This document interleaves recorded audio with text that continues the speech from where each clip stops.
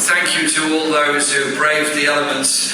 Say a huge thank you to all the volunteers that have helped to put tonight's event together and all the campaigning work that we're doing.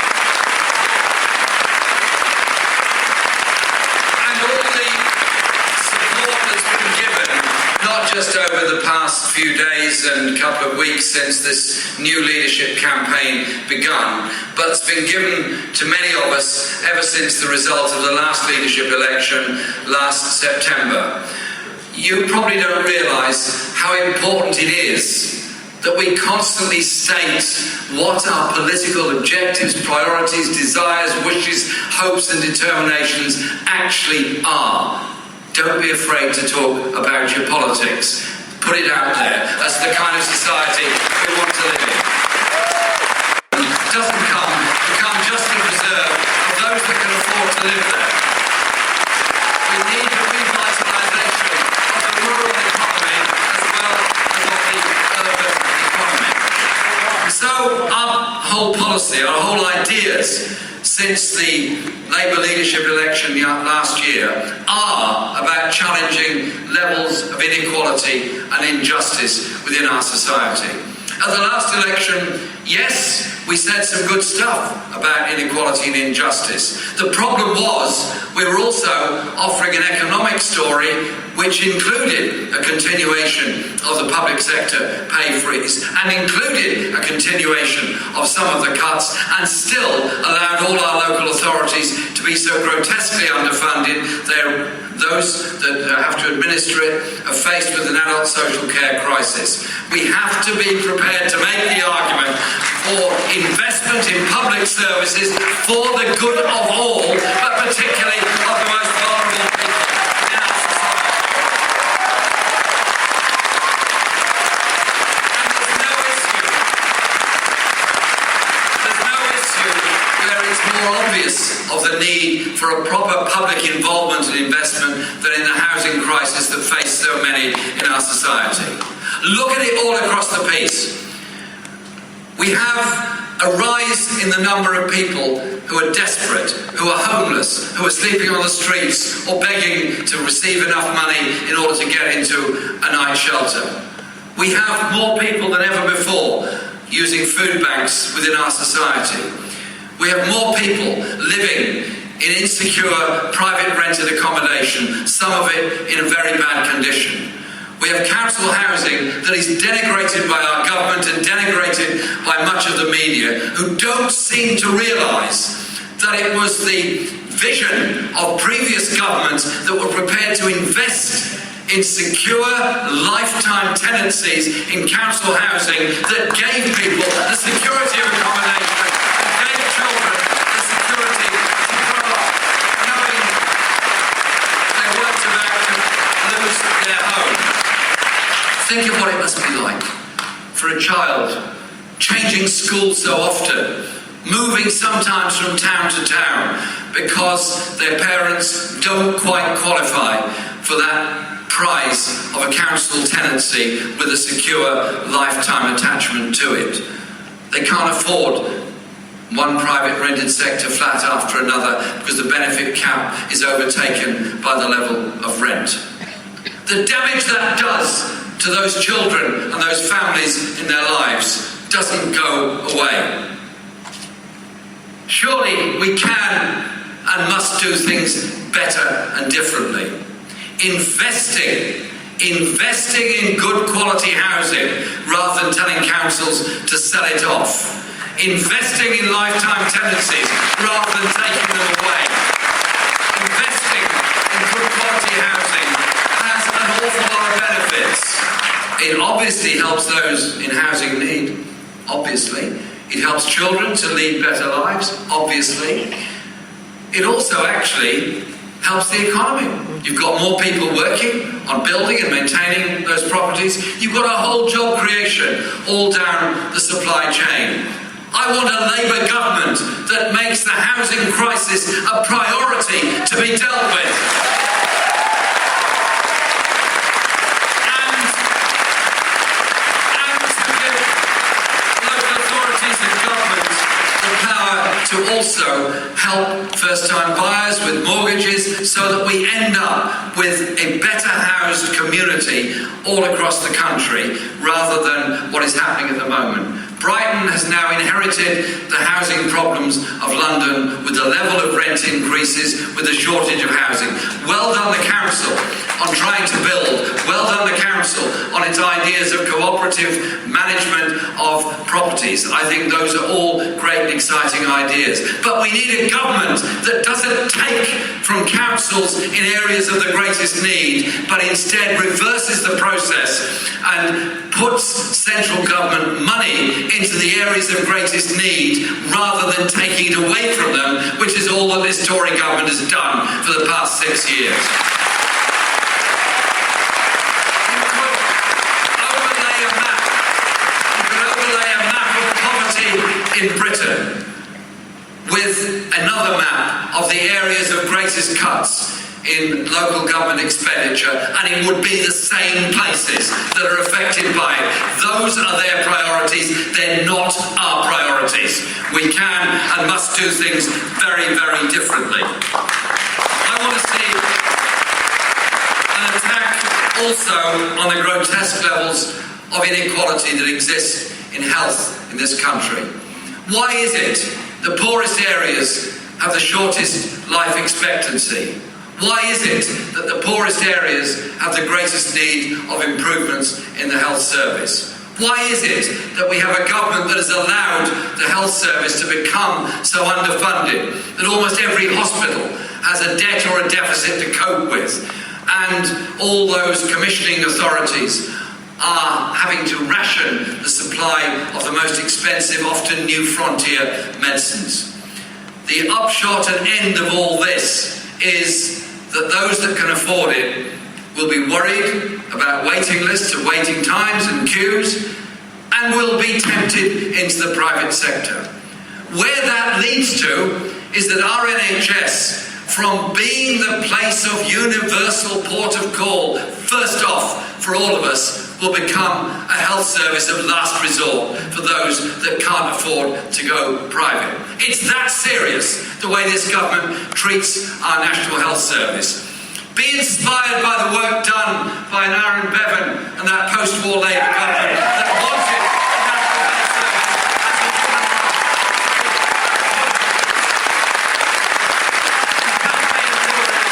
National Health Service because it's the greatest achievement that we ever made, to make healthcare a human right, not a privilege.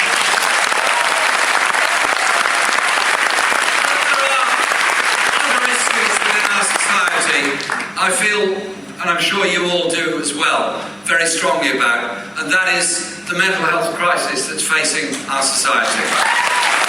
During our lifetime, a quarter of us in this huge hall tonight will face some kind of deep depression, some kind of crisis that we may or may not want to talk about, may or may not want to share with others. Some of us will have loving partners, loving family, loving community, who would recognise we're going through a difficult time and we're in a difficult place, and reach out for us and help us. Others will not. Too many young people in school, in college, in university are often afraid of the stigma of talking about any crisis that they're going through. Sadly, some of those end up taking their own lives because a combination of lack of services, lack of resources, lack of respect, and a deep stigma within our society. We can do two things. One we can do ourselves, the other we can demand of public services. The first one is that we don't use language of abuse of those people that are going through a mental health crisis. We recognise we have to reach out to everybody to help them get through it. And that we insist our mental health services are properly funded. Talking therapy is properly funded. Long stay places where they're necessary are properly funded, and the very important role played by much of the very good elements of the voluntary sector in trying to support people going through these crises are properly supported and funded. A society that reaches out for all is a more content society, is a better society, and recognises all of us can have problems, but all of us can also get through those problems and continue making the contribution we want to make to our world and our society. It is about how we do things as a society and how we do things as a community. But inequality is so much at the core of what is wrong with modern Britain. Wrong with Britain in the sense, I've said, of housing and of health and of education. Our schools are wonderful. Our teachers are wonderful. Work incredibly hard. I was at the NUT conference in this very town, talking to them at Easter, working with them. That was when we mounted the campaign and we defeated the government on forced academisation. Yeah.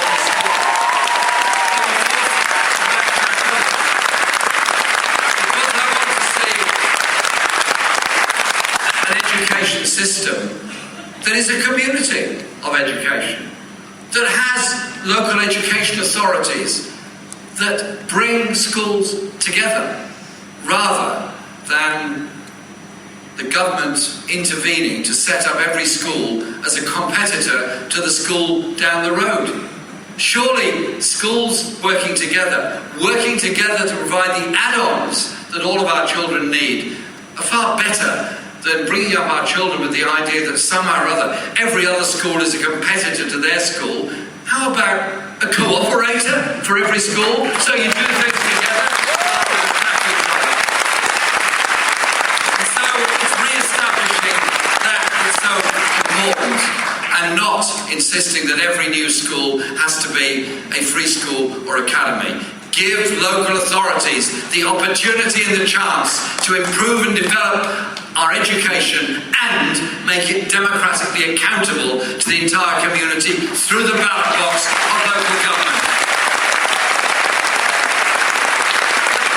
Education has to be treated not as the commodity that the Conservatives seem to think it is, but as a right and an opportunity for all of us. Yesterday was a very sad day. It was the end of all maintenance grants for anyone wanting to go and study in our universities. My generation had the opportunity of, yes, of course, free school education, free college education, and essentially free university education. What is it about a generation that felt they could pull up the ladder on the next generation and introduce fees, charges,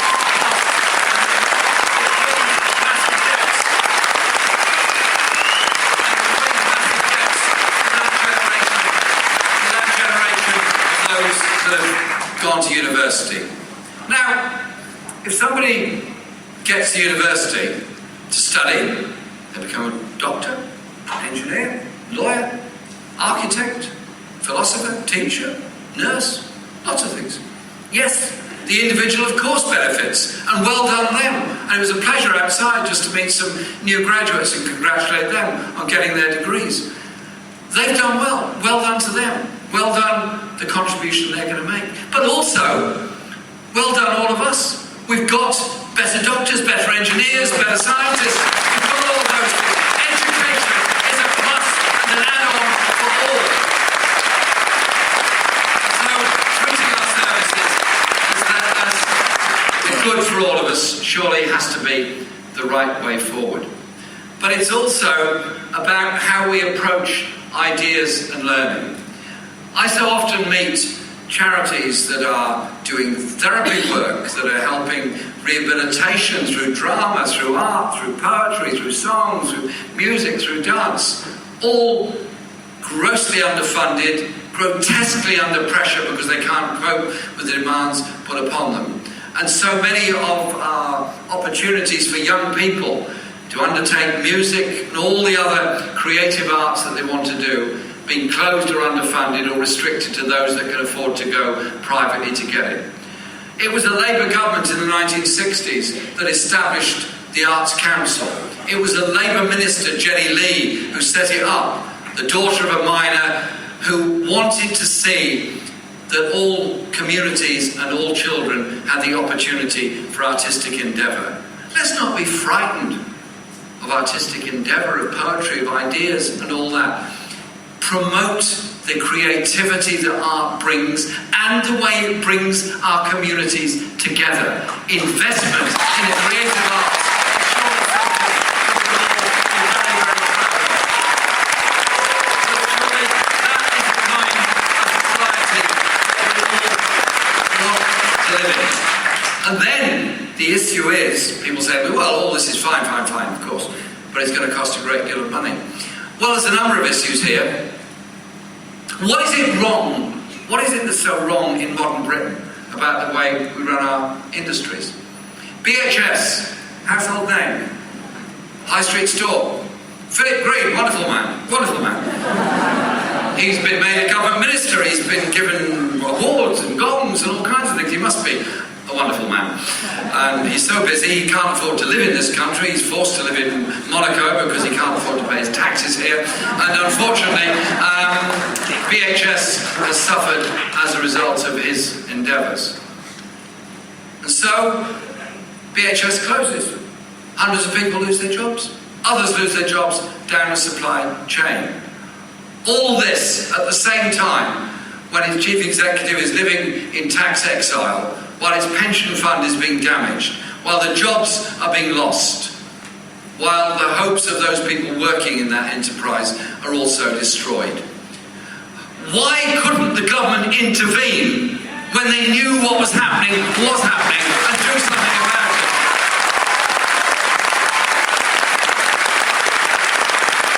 And then you look at the quality of employment offered in other places. My great friend Dennis Skinner explained to me what Shirebrook is about, and I have to say thank you to Dennis for the incredible support that he's given to this campaign and all the other progressive causes over many years. Alongside Dennis at the Durham Miners' Gala a few weeks ago. He worked at Shirebrook. He worked in Shirebrook as a miner. He dug coal along with everybody else. They were a multi-ethnic, multinational workforce. They didn't blame each other, they worked together. They worked together in the same place, they were paid the same wages, they were in the same union, they were part of the same very strong and very proud community. Thatcher came along, the Tories came along with their neoliberal economics, and we're still suffering from Thatcher's neoliberal economic ideas, and attacked the miners' union, attacked the other unions, destroyed the manufacturing base in this country by attacking the steel industry and many others, but also particularly the mining industry.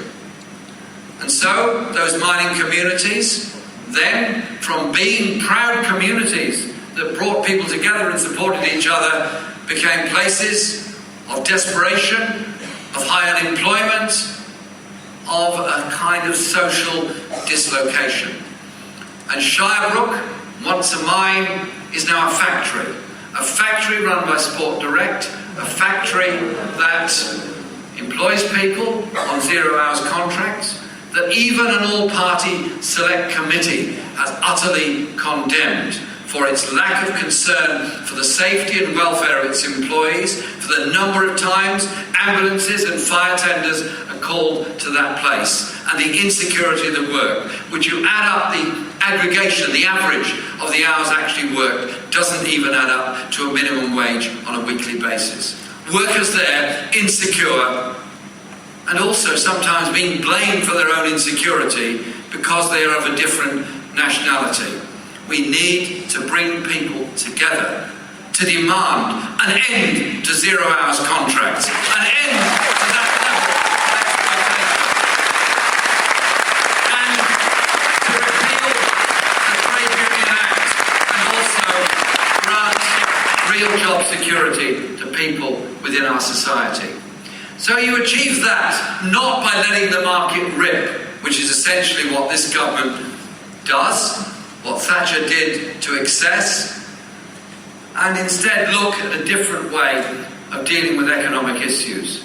Our Shadow Chancellor of the Exchequer, John McDonnell, I think he's done a fantastic job. John understands these issues and campaigns very hard on these issues. And so, when he stood up here in Brighton last September and said austerity was a political choice, not an economic necessity, they all said, whoa, whoa, whoa, whoa, whoa, you can't possibly say that. There's got to be austerity. John said, why? Why? Why? Because you can't cut your way to prosperity, you invest your way to prosperity. And you know what? A year later, everybody agrees with it. And so, as we develop our economic strategy, we develop an economic strategy which is about investment, which is about the establishment of a national investment bank, which is about saying to those banks that we bailed out so generously, all of us, we're very generous people, bailed them out 8 years ago, that, hang on, you've got a responsibility as well. So when Lloyds Bank celebrate a profit of 2.5 billion by sacking hundreds of workers and closing dozens and dozens of branches, I say to them, think again. It was us who bailed you out. You owe a responsibility to your workforce and to the wider economy. So we developed a national investment bank with a regional arm to that national investment bank to ensure there is fairness in the distribution of government investment across the whole country, to generate areas, to regenerate areas, to promote better quality employment, high quality manufacturing industry. But we measure our success or otherwise not just in the conventional finance figures, important as they are. You also measure it in the reduction of inequality within our society. The number of people no longer living in poverty, the number of children no longer living in poverty. And you measure on how you reduce the gender pay gap and opportunities for women as well as men in the workplace, and what your impact is on the environment and the sustainability of what you're doing. It's a different way of looking at things and a different way of thinking about things. An economy that works for all and for all regions, but one whose objectives are, of course, full employment, are, of course, a growing economy, but also about making sure the benefits are properly shared to those who need them the most. Over the past 50 years, inequality has risen across the Western world. Inequality has risen worse in Britain more than most other countries. The proportion of income that goes on wages has fallen. The proportion of income that goes on high executive pay and on dividends has risen. We have the lowest level of investment of most countries in the OECD. We have a big task ahead of us. So it's putting forward the economic alternatives about the kind of society that we want to live in that is so important and so central. I was very proud when we had the Labour leadership election a year ago. It's not about an individual, it's about what we collectively as a society want to do and want to achieve. It is about hopes and aspirations for everybody, but it's also about dealing with injustice and inequality, unleashing and unlocking that potential that's there in all. Poverty is so wasteful. A child growing up in poverty underachieves. A child growing up in poverty is unlikely to get the educational benefits that others will get. How many brilliant scientists, poets, engineers, doctors, philosophers and everybody else have we lost because of poverty in the past? And we'll lose.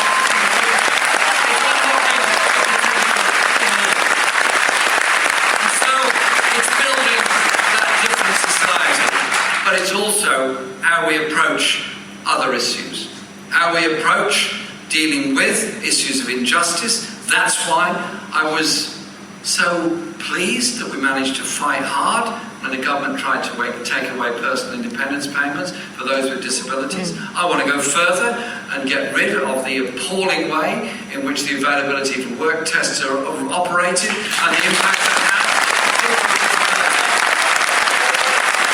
It's about creating that kind of society. And it's also about how we view our place in the rest of the world. An international strategy and a foreign policy that's based on human rights and justice, not necessarily the ease of selling arms to countries that would oppress its own citizens.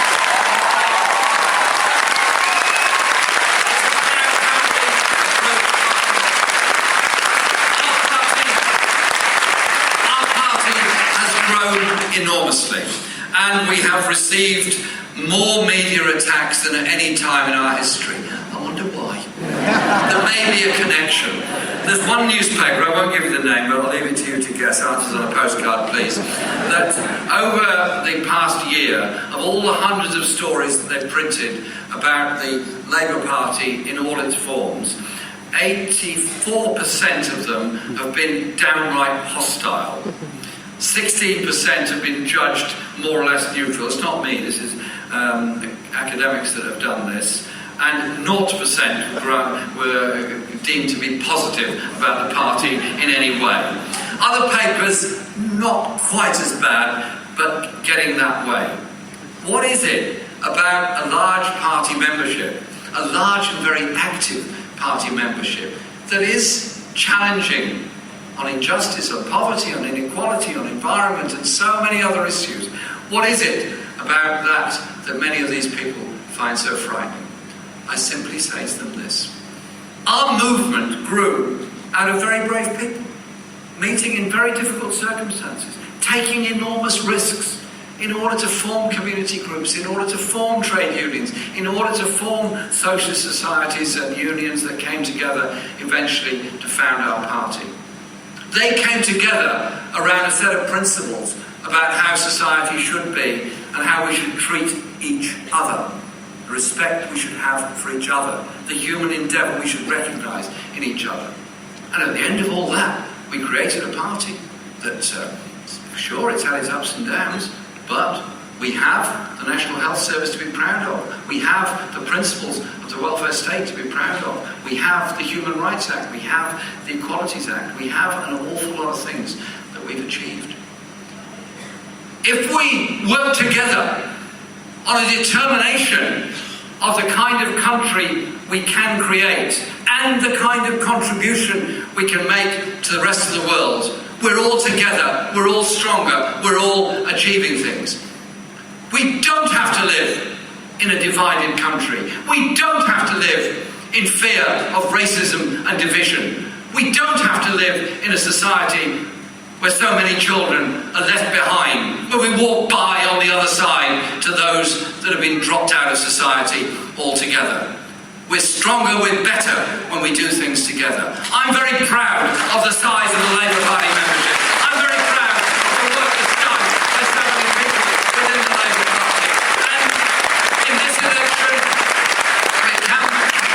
we're campaigning on all these principles and on all these issues. But we're also campaigning as how we're going to fight election campaigns in the future to raise the hopes and sights of everyone in our society of how different and how much better it can be, so we don't have the arid nastiness of a market-run economy by a Tory party that only knows division and mystery.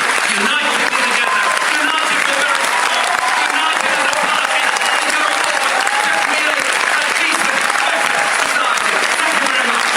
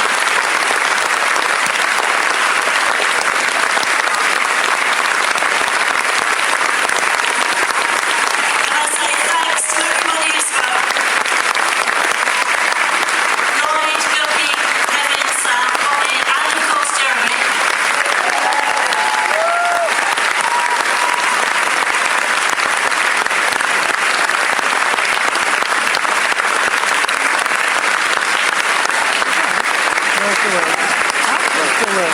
forget to donate all that. Thank you very much.